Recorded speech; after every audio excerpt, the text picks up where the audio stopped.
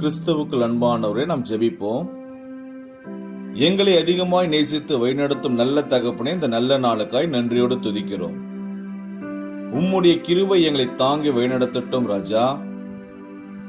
எங்கள் ஜீவியத்தில் பகை இருந்தால் அதை சிலுவையினால் கொன்றுவிட உதவிடும்.